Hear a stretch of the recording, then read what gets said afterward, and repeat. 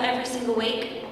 And this came about really because I remember reading all these stories, and I'd have to go to all these dedicated science websites to read about them and to find out about them, and I remember thinking, this is huge. Why isn't this front page news? I started making these little physics videos in the corner of my bedroom, and made one a week, and for a couple months, and thought it was fun, and people started watching them, and I have been doing that ever since, and it's grown surprisingly. I mean, I think Elise will attest to the fact that these things can surprise you beyond your wildest, dreams or hopes, or, I had zero expectations for it going into it, and it's just amazing to see what's come out of it.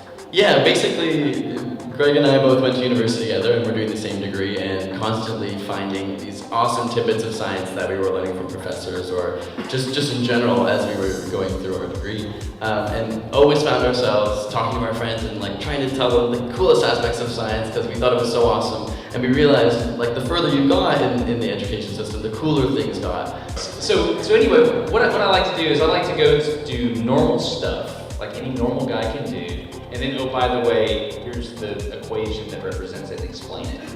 So Smarter Every Day became an outpouring from something we're doing with our kids, trying to raise money for our kids' college education. So I told my wife one day in the shower, that's where I do my best thinking. You've got, that's a lot of hair to watch. Don't touch that. Yeah, exactly. So my thought was, hey, I like to educate, I like to teach. Some people say that they enjoy talking to me about stuff, so why not make videos and educate other people, and I get to learn too. So Smarter Every Day is me getting smarter, my kids hopefully get smarter one day, and then the audience gets smarter. So it's just an outflowing of that.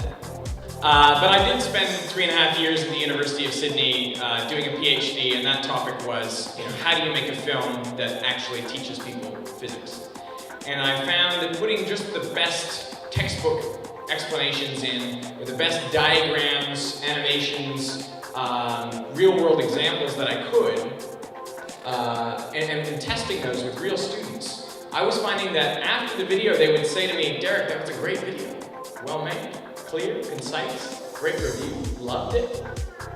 And the confidence in the correctness of their answers went up. So they were saying, yeah, I'm more sure now than I was before when you tested me.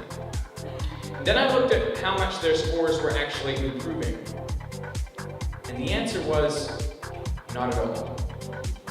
It's a little bit of a roundabout story, and unlike a lot of my colleagues here, I wasn't one of those people that all of a sudden had thousands and millions and jillions of people watching what I do. So I finished my PhD in a totally different area. I was a student collegeist, and I was at home raising my children, and I turned to the internet because I was going crazy, and I just started writing and blogging and posting and doing things like that.